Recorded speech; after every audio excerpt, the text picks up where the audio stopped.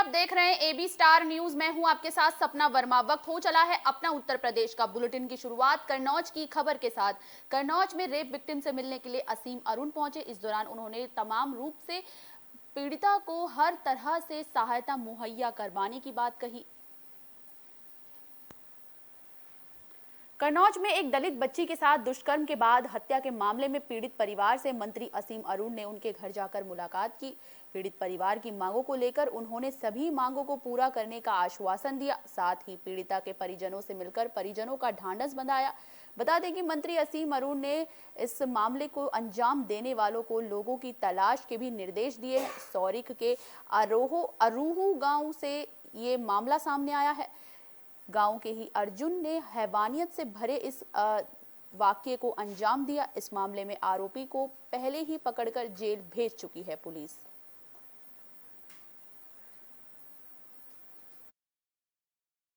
आज आप पीड़ित परिवार के साथ मिलने पहुंचे, उनका दर्द जाना है, आज क्या कुछ रहा इस पर? कन्नौज जिले में थाना सौरिख क्षेत्र में बहुत दर्दनाक घटना घटित हुई है, जिसमें कि एक बच्ची के साथ में बलात्कार और फिर हत्या की गई। अभी तक मुख्य अभियुक्त को गिरफ्तार किया जा चुका है, इसमें जेल भेजा जा चुका है। लेकिन जो परिवार से मेरी बातचीत हुई उससे आगे की कार्रवाई ये है कि और अभियुक्त कौन हो सकते हैं, इसके बारे में इन्वेस्टिगेशन जारी रखा जाए। जो अन्य अभियुक्त हैं उनको भी सजा दिलाई जाए और साथ साथ जिस प्रकार कई जनपदों में पॉक्सो के केस में चंद सप्ताह में या चंद महीने में सजा दिलाई गई है, उसी प्रकार मैं चाहूँगा सौरिख में भी इस प्रकरण में जल्द से जल्द सजा दिलाई जाए। साथ साथ परिवार को मजबूत करने के लिए आर्थिक सहायता दी जा रही है समाज कल्याण विभाग की तरफ से, या और हमारे बहुत सारी योजनाएं हैं जिससे हम परिवार को आर्थिक रूप से मजबूत करेंगे। व्यवसाय दे करके शस्त्र लाइसेंस की मांग की गई है, मैं उससे बिल्कुल सहमत हूँ, वो भी दिलवाया जाएगा। और इसके अतिरिक्त और भी किसी तरीके से आर्थिक सामाजिक मदद हो सकती है तो हम लोग जरूर करेंगे। परिवार को सशक्त भी करेंगे, लेकिन उससे ज़्यादा महत्वपूर्ण न्याय दिलाएंगे। रामपुर में जेल से रिहा हुए आजम खां से मिलने के लिए उनके समर्थक अभी भी उनसे मिलना जारी है। इसी कड़ी में आईएमसी के चेयरमैन भी उनसे मिलने पहुंचे। सीतापुर जेल से रिहा होने के बाद अपने घर पहुंचे समाजवादी पार्टी के शहर विधायक आजम खां से मिलने वालों का तांता अभी भी लगा हुआ है। आज आईएमसी के चेयरमैन तौकीर रजा आजम से मिले और उन्होंने उनका हाल जाना। सपा के शहर विधायक आजम खां इन दिनों जेल से जमानत पर चल रहे हैं। 2 दिन पहले वो रिहा होकर रामपुर पहुंचे थे, जिसके बाद उनसे मिलने वालों का सिलसिला जारी है। शनिवार की रात आईएमसी के प्रमुख तौकीर रजा भी सपा के शहर विधायक से मिलने पहुंचे। इस दौरान उन्होंने शहर विधायक का हाल जाना। शहर विधायक से मिलने के बाद तौकीर रजा ने कहा कि यहां अपनी खुशी का इजहार करने आए हैं। जो जुल्म ज्यादती हुई है उसके खिलाफ आवाज उठाई जाएगी।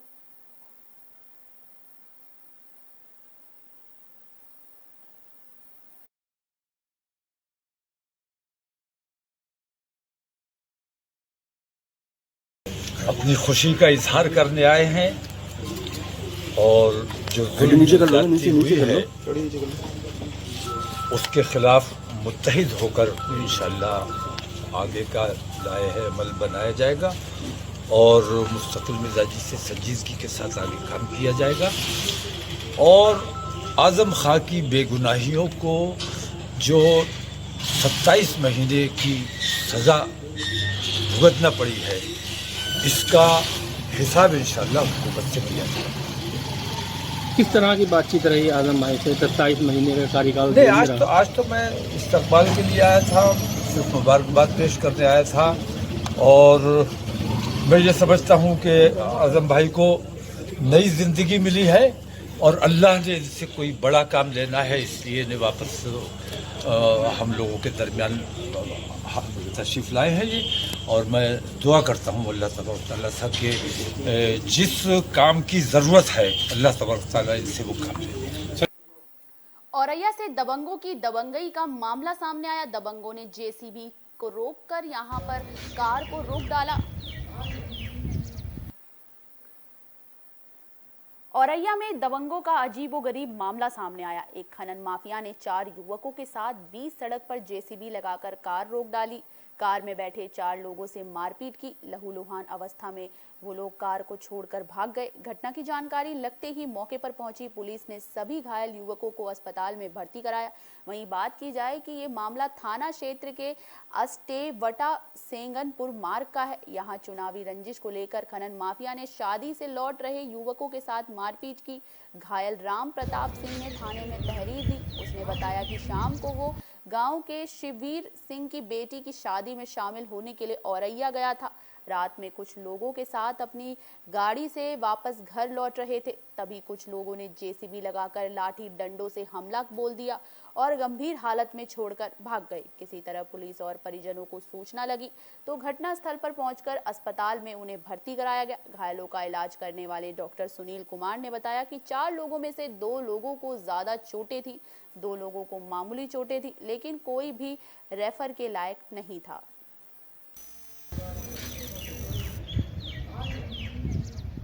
क्या नाम है आपका? शिवकरण सिंह। शिवकरण जी, क्या मामला हुआ आपके साथ? हमारी चुनावी रंजिश चल रही, चुनाव में हमने इनको वोट नहीं दिया, उस कारण से इन्होंने रास्ते में जेसीबी लगा करके और हम बुलेरो लेके आ रहे थे औरैया से, शादी से वापस लौटे और पीछे से प्रधान जी गुड्डू यादव की स्कॉर्पियो आई, बीच में हम गिर गए।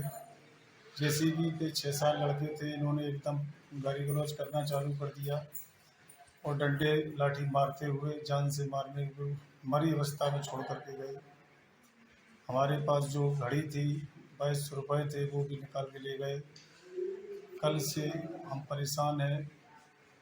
पुलिस ने क्या कार्रवाई की? पुलिस ने अभी तक हमारी NCR लिखी है। गिरफ्तारी हुई किसी? अभी तक 20-25 घंटे होने जा रहे हैं, किसी भी अपराधी की गिरफ्तारी नहीं हुई। लोग जो आए थे रात में, क्या मामला था? कितने लोग आए थे और कितनी चोटें लगी थी? ये राम प्रताप सिंह गांव के लोग थे जिनके साथ मारपीट हुई थी और जिसमें से 4 लोग हमारे पास आए थे। 4 लोगों में से 2 लोगों के सर में चोटें थी और 2 लोगों को थोड़ी बहुत स्वेलिंग हो रही थी और कोई खास ज़्यादा चोटें नहीं थी। और उनको रेफर कर दिया गया? जी, रेफर करने लायक नहीं थे, इतनी देरी चोटें नहीं थी कि रेफर किया जाए। फर्रुखाबाद से शादी समारोह के दौरान दबंगों ने जमकर शराब पीकर उत्पात मचाया। इस दौरान कई लोगों के घायल होने की खबर भी सामने आ रही है। थाना नवाबगंज क्षेत्र के परउली गांव से दबंगों के उत्पात की खबर सामने आ रही है। दरअसल शादी में जा रही बारात में दबंगों ने शराब पीकर उत्पात मचाया। इतना ही नहीं, दूल्हे के परिजनों के साथ मारपीट भी की। गांव के ही कुछ दबंग बैंड बाजा वाला के साथ डांस करने को लेकर भिड़ गए। जब दूल्हे के परिजनों ने मना किया तो परिजनों के ही ऊपर लाठी डंडों से जमकर मारपीट शुरू कर दी। दबंगों के इस मारपीट से एक महिला सहित कई लोग जख्मी हो गए। फिलहाल दबंगों के खिलाफ थाने में दी रिपोर्ट दर्ज करा दी गई है और घायल अवस्था में सभी घायलों को CHC में भर्ती कराया गया है। सर्वेश। पिता का नाम? हरिश्चंद्र। कहाँ के रहने वाले? खड़ोली। क्या मामला? मामला जो है, मेरे भाई की बारात जा रही थी और बाजे वाले सर अपना बाजा बजा रहे थे और यादव लोग दारू पी के आए, डांस कर रहे थे। सो बाजे वाले को पहले बाजे वाले दौड़ के उसके बाद हमने लोगों ने सब उनके हाथ पा जोड़े। हमने भैया ऐसे करो, लड़ाई झगड़ा मत करो, आराम से नाचो। लेकिन वे लोग जो है नहीं माने, इतने हम लोगों ने सब चिपट पड़े। मेहरियाँ आई बचाने के लिए, मेहरियों के कुंडल झुमकी उमकी और इच्छा है भैया, इनके सबके नोच लगी। क्या क्या गया? झाले में एक जोड़ी बता रहे और एक जोड़ी झुमकी बता रहे। ये किस दौरान बवाल हुआ है? ये मतलब बाजे बज रहे थे और ये यादव लोग दारू पी के आए। कौन कौन थे? महिपाल थे और भाटू था और उसके बाद में एक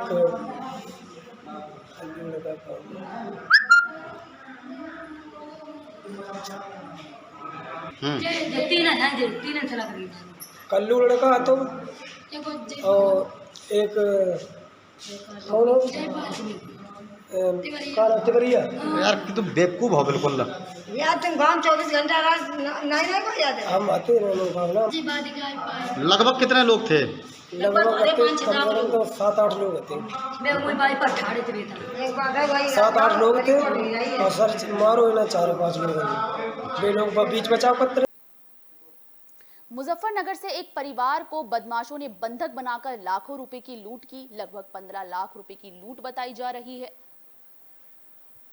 चरथाला थाना क्षेत्र के कयामपुर गांव से दबंगों ने परिवार को बंधक बनाकर डकैती को अंजाम दिया है। मुजफ्फरनगर के कयामपुर में 1 दर्जन से अधिक हथियारबंद बदमाशों ने एक परिवार को बंधक बनाते हुए लाखों की डकैती की। आपको बता दें कि बदमाशों ने रात 3 बजे के आसपास धावा बोलते हुए जबरदस्ती घर में घुस गए और फिर बदमाशों ने परिवार वालों को हथियारों के बल पर एक कमरे से दूसरे कमरे ले गए, जहां पर चादर फाड़कर सभी के हाथ बांध दिए गए और सभी महिला और पुरुष को एक कमरे में बंधक बनाकर लूटपाट करनी शुरू कर दी गई। बदमाशों ने एक छोटी सी बच्ची को चीरने की धमकी देकर उन अलमारियों की चाबी ले ली जिनमें सोना चांदी के जेवर रखे थे। यही नहीं, बदमाश जाते समय एक बाइक भी उठाकर ले गए जो बाद में जंगल में पड़ी हुई पाई गई। पुलिस ने बरामद की है। परिवार की महिला तैमूरन ने बताया कि बदमाशों की संख्या 12 से अधिक थी। सभी पर तलवार, तमंचे और मशकट थे। खाना खाने के बहाने आकर लूटपाट की। महिला ने बताया कि करीब 15 लाख का जेवर बदमाश लूट कर ले गए।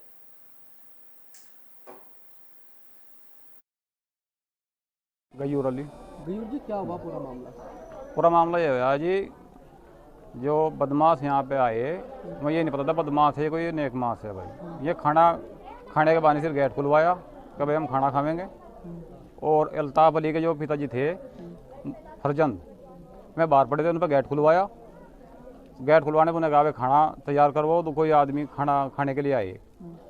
तो जैसे एक महिला खाना बनाने लगी, चूल्हे में आग बाढ़ने लगी, इसलिए करके जो बाकी घर के लोग थे उन्हें बंधक बना लिया और बंधक बना के उनका तमंचे बमंचे राइफल जो भी कुछ थे इकट्ठे उन पर लगा लिए और बाकी सबको बंधक बना के एक कितने बदमाश थे? बदमाश करीबन 1 दर्जन बदमाश थे। और जो लूट हुई है वो लगभग कितने की लूट हुई जी? करीबन 12-14 लाख के म्यान में। क्या लेके बदमाश जेवरात जितना भी था, एक लड़की थी इनके जो अभी 2 दिन पहले ने भेजनी थी, उसकी शादी का सामान तैयार था। पीछे उसके ससुराल का भी जेवर था। 2 लड़के थे इनके, 2 लड़कों की बहू थी, उनका भी जेवर था। और फरजंद अली जो है इनके पिताजी, उनकी घरवाली का भी जेवर था। एक उनकी नानी आ रही थी, अल्ताफ अली की नानी आ रही थी, उसके भी कानों में कुंडल थे, वे कुंडल भी निकाल लिए। और इसलिए करके सारा ही जेवर में बंधक बना के ना, फिर एक चद्दर पाड़ी उन्होंने बेड की दांती से काटी, चद्दर काट के वो उन्होंने अलग अलग कमरे में बंद कर दिए उन सारों को और बांधते रहे। ठीक है, और बांधने के बाद में बंधक बना के टोटल सामान उनका घर पे कुछ नहीं छोड़ा। एक लड़की थी उनकी, जो छोटा बच्चा था। ये आज थाना चरथावल में क्यामपुर गांव है और इसमें आज रात में 3 बजे के करीब सूचना आई थी। कुछ लोग घर में घुस गए हैं और उन्होंने जो भी घर का सामान है वो ले गए हैं। और सूचना मिलते ही तत्काल जो थाना पुलिस है, चरथावल की पुलिस, वो मौके पर पहुंची थी और जो भी परिवार वाले हैं उनसे जानकारी की जा रही है कि कितने लोग थे। अभी तक उन्होंने बताया कि 4 लोगों ने इनको अंदर बंद कर रखा था और भी अभी जानकारी की जा रही है। और इनका कहना है कि कैश इनके पास कुछ था नहीं और ज्वेलरी जो थी वो इनके यहाँ से ले गए हैं। ज्वेलरी का हम टोटल कर रहे हैं कि कितनी ज्वेलरी गई है। ज्वेलरी अभी इनसे हम लिस्ट ले रहे हैं कि कितने की है, उस हिसाब से हम जो भी ये लोग बताएंगे उस हिसाब से हम बताएंगे। और बाकी इन्होंने बताया 4 लोगों ने इनको अंदर बंद कर रखा था और बाकी जो भी तथ्य आते हैं आप लोगों से शेयर किए जाएंगे। बदमाश कैसे अंदर? ये बता रहे हैं कि बाहर से इनके जो माता पिता हैं वो बाहर ही सोते थे और जो गेट है जो है वो खुला रहता था क्योंकि इनकी मेडिकल की शॉप भी है। तो संभवतः हो सकता है ये बाहर से ही अंदर चले गए हों। और अभी हम लोगों ने टीमें गठित कर दी हैं, एसओजी की भी है, सर्विलांस की भी, थाने की भी, और ये सभी लोग लग गई हैं और जल्दी इस घटना का भी खुलासा किया जाएगा। कन्नौज से किसान की निर्मम हत्या का मामला सामने आया। दरअसल किसान की फावड़े से काटकर निर्मम तरीके से हत्या कर दी गई। खबर कन्नौज से है, जहां खेत में पानी लगाने गए किसान की फावड़े से काटकर बेरहमी से हत्या कर दी गई। आपको बता दें कि हत्या के बाद किसान का शव करीब 4 किलोमीटर दूर फेंका गया। मृतक की पहचान संजय, जो कि छिबरामऊ कोतवाली क्षेत्र के भैंसों नगला का रहने वाला था, जिसकी उम्र 22 साल बताई गई है। इस मामले में पुलिस और फॉरेंसिक टीम मौके पर पहुंची है। साथ ही पुलिस अधीक्षक भी घटनास्थल पर पहुंचे। फिलहाल शव पोस्टमार्टम के लिए भेज दिया गया है।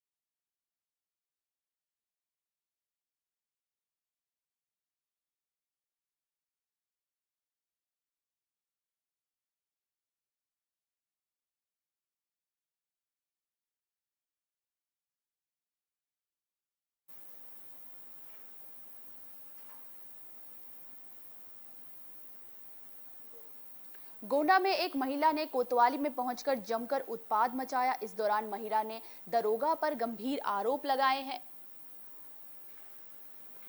देहात कोतवाली परिसर में एक महिला के हंगामे की खबर सामने आ रही है। दरअसल महिला ने एक दरोगा पर कपड़े फाड़ने का आरोप लगाया है, जिसके चलते महिला और उसके परिजनों का थाने में जमकर उत्पात देखने को मिला। हंगामे के चलते दरोगा सिपाही थाने को छोड़कर भाग पड़ा। वहीं महिला ने इसको लेकर तहरीर भी दी थी, जिसको फाड़ने का आरोप दरोगा पर लगाया गया है। वहीं इस मामले को लेकर महिला महीनों से थाने के चक्कर काट रही थी।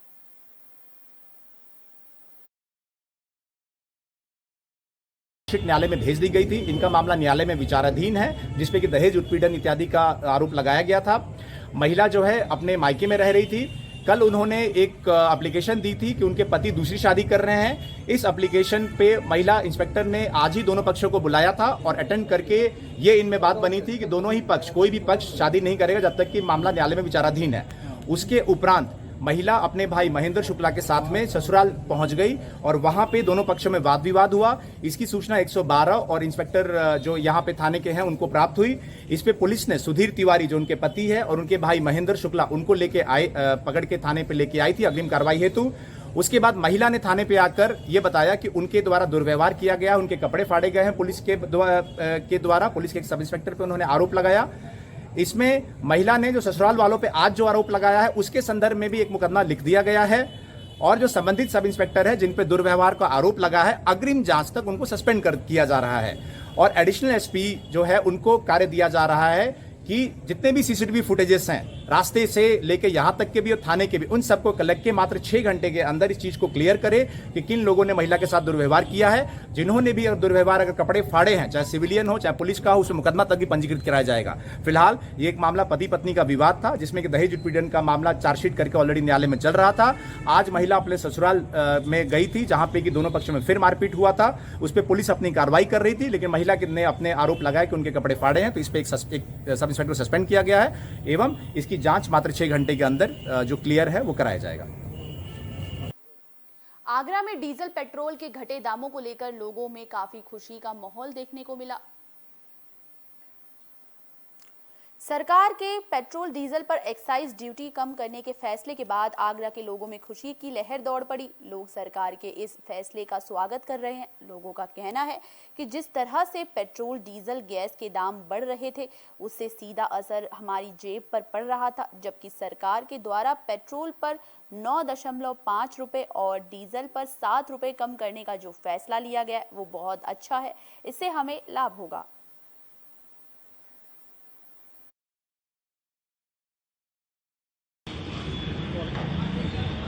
एक्साइज ड्यूटी सरकार ने घटाने का फैसला किया है। इससे पेट्रोल पर 9.5 रुपये कम होंगे और डीजल पर 7 रुपये। किस नज़र से देखते हैं सर? तो सही, खुशी की बात है भैया, कम हो रहे हैं तो काफ़ी बढ़ गए थे पेट्रोल पर दाम, बहुत ज़्यादा बढ़ गए थे कम। अब कम हो रहा है, बहुत अच्छी बात गैस है। सिलेंडर पर भी दामों की कटौती की। अच्छा, हाँ सिलेंडर काफ़ी महंगा हो गया था, सिलेंडर हज़ार से ऊपर चला गया था सिलेंडर, कम हो रहे हैं सिलेंडर के दाम भी, तो अच्छे है, अच्छा किया है सरकार के सरकार। फैसले में खुश हैं आप? नहीं, खुश है, सरकार फैसले बहुत खुश है, सरकार फैसले खुश है, सरकार फैसले। गाजियाबाद में पानी की किल्लत के चलते हंगामा देखने को मिला, जिसका वीडियो भी सोशल मीडिया पर वायरल हो रहा है। जिसकी पड़ताल की गई तो कुछ और ही बात सामने आई।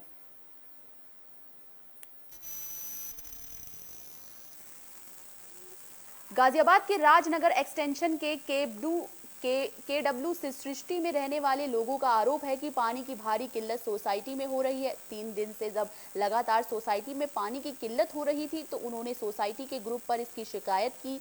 आरोप है कि इसकी शिकायत के बावजूद भी सोसाइटी का काम देखने वाला तपन नाम का शख्स इतना भड़क गया कि उसने शिकायत करने वाले घर पर सुरक्षा गार्ड लेकर पहुंच गए। उसी दौरान हाथापाई हुई। आपको बता दें कि इस समय गर्मी अपने चरम पर है और ऐसे में पानी की किल्लत होने पर लोगों को दिक्कत हो रही है।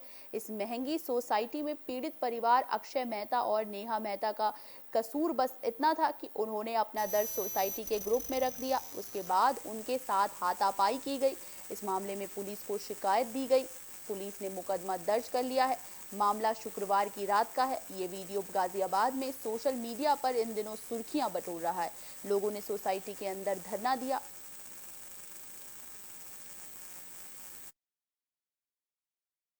बूंद बूंद के लिए तरस रहे हैं। लाइट के लिए लाइट नहीं आती, सारा दिन डीजी चलता है। ठीक है, इतना पैसा कटता है हमारी मेंटेनेंस से, और हमारा बिना बात के पूरे राजनगर एक्सटेंशन में लाइट आ रही होती है, लेकिन केडब्ल्यू सृष्टि में लाइट नहीं आ रही होती। और इनसे अगर इनके सुपरवाइजर से पूछो तो उनके पास सिर्फ बदतमीजी करने के अलावा और कोई दूसरा रास्ता नहीं बचा। किसी और अधिकारी से, बिल्डर वगैरह से बात करने की कोशिश की? हमने किसी से बात नहीं करी थी। कल हमने बिल्डर को कॉल करने की कोशिश करी थी, वो उसने फोन नहीं उठाया। कल रात को हमारे को वो गार्ड नजर आया, जो हमको एक गार्ड उसमें धमकी देके भागा था। उस गार्ड को हमने पकड़ा तो उसने अपने कपड़े खुद फाड़ लिए और हमारे पे चार्ज लगा दे कि हमने उसको मारने की कोशिश करी है। जी, क्या नाम है आपका? नेहा वर्मा नाम। नेहा जी, कल क्या हुआ था आपकी सोसाइटी में? जी, कल नहीं हुआ था, परसों रात को हुआ था। परसों रात को व्हाट्सएप पे चैट हो रही थी मिस्टर तपन के साथ, जिसमें उन्होंने बदतमीजी करने की कोशिश करी कि मैं अभी आ रहा हूँ। तो मेरे हस्बैंड ने बोला कि अभी आ जा, देख ले कहाँ पे पानी नहीं आ रहा है। तो वो हमारी सोसाइटी, मेरे घर के बाहर। तपन कौन है? तपन यहाँ का मेंटेनेंस का मैनेजर है, जो ये सब चीजें देखते हैं कि पानी आ रहा है नहीं आ रहा, बिजली वगैरह सही चल रही है। देखो, सबसे बड़ा सवाल ये उठता है कि जिस तरीके से गर्मी का माहौल है, गर्मी में लगातार लोग बूंद के लिए परेशान, तो कितनी दिक्कत हो रही है? गर्मी के माहौल की तो बात है ही पानी के लिए, लेकिन किसी भी फैसिलिटी मैनेजर को राइट नहीं बनता 11 बजे मेरे घर के बाहर 15 गार्ड को लेकर आने का, क्योंकि मेरी बेटी, मैं और मेरे हस्बैंड रहते हैं, कल को कुछ भी हो सकता है। मेरी तो कहीं ना कहीं लोगों की दबंगाई माने इसको? बिल्कुल दबंगाई तो है। क्या कल को अगर मेरी बेटी शाम को नीचे पार्क में खेल रही होगी, सारे गार्ड वहाँ पर होते हैं, कोई उठाकर उसको ले जाए तो कौन जिम्मेदार होगा? बुलेटिन के आखिर में बात गोंडा में टायर फटने की खबर आई। टायर गोदाम में आग लग गई। इसके बाद यहां पर लाखों रुपए का नुकसान हो गया। मामला कोतवाली नगर अंतर्गत झंझरी ब्लॉक के ड्रीम पैलेस के सामने टायर गोदाम में आग लगने की खबर सामने आई थी, जिसके चलते लाखों का नुकसान हो गया। वहीं टायर गोदाम में किन कारणों से आग लगी, अभी तक ये स्पष्ट नहीं हो पाया है। टायर गोदाम में लगी आग से लाखों का नुकसान हो गया। वहीं आग की भयानक लपटों से इलाके में अफरा तफरी का माहौल बन गया। इसके बाद दमकल की कई गाड़ियां मौके पर पहुंची नजर आई। वहीं स्थानीय लोग और दमकल की गाड़ी ने कड़ी मशक्कत के बाद जैसे तैसे आग पर काबू पाया।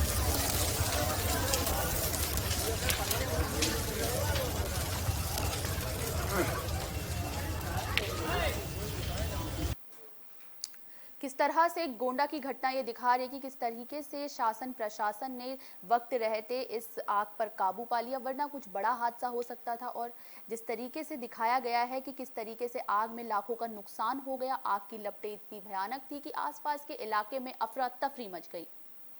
अपना उत्तर प्रदेश में फिलहाल के लिए बस इतना ही। देश और दुनिया से जुड़ी तमाम खबरों के लिए देखते रहिए AB स्टार न्यूज़। नमस्कार।